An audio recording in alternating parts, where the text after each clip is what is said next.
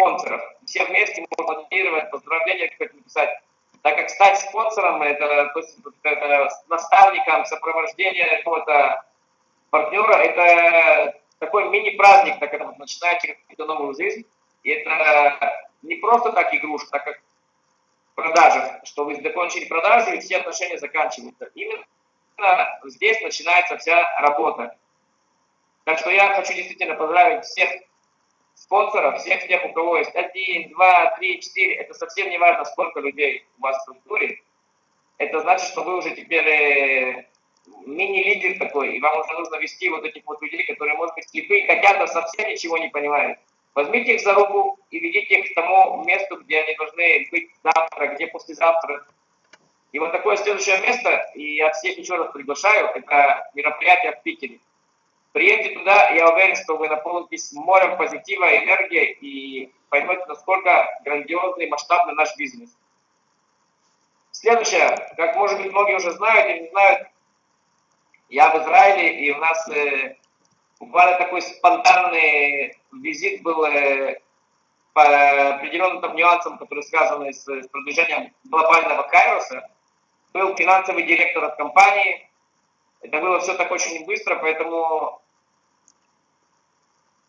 мы к этому как-то не готовились, но команда сработала оперативно, была встреча лидеров.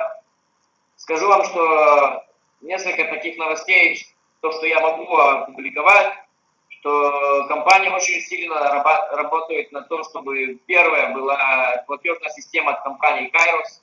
Это займет еще, может быть, до полгода.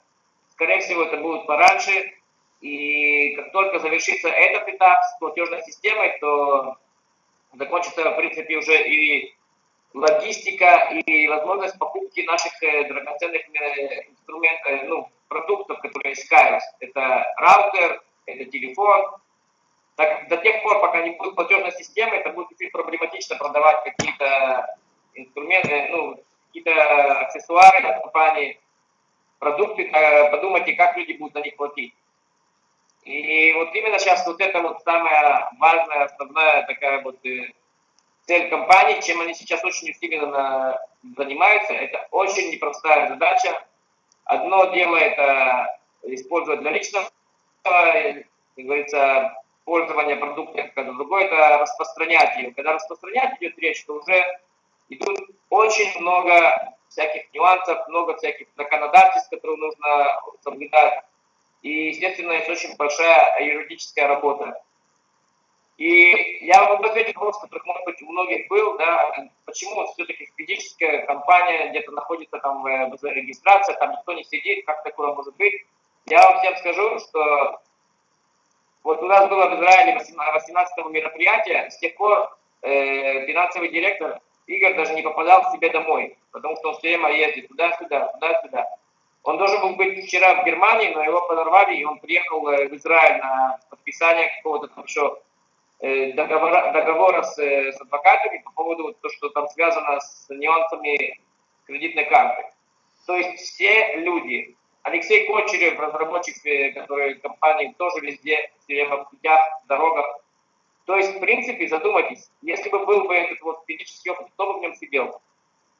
Но все же такой будет в дальнейшем. Чтобы компания выходила на IPO, чтобы было на бирже, это все займет еще, конечно, там более года. Но для того этапа уже понадобится, чтобы где-то был физический капитал компании, должна быть где-то фиксироваться, должна уже быть где-то база такая, где сидит компания. Так что, друзья, я вам скажу, что все это будет. И после длительного общения с финансовым директором, я могу сказать, что мы в хороших руках.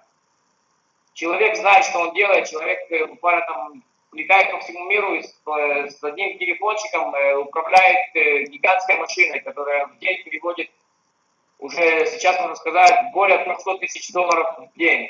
Это 300 до, иногда бывает, даже заходит до миллиона в день.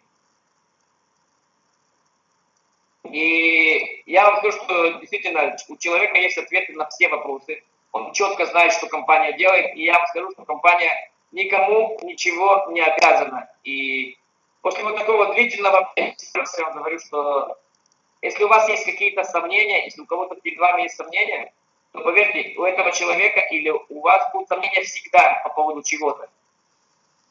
И простой вот такой вот маленький пример, который он нам давал, это задумайтесь, что вы, когда вы сейчас открываете банковский счет, вот какому-то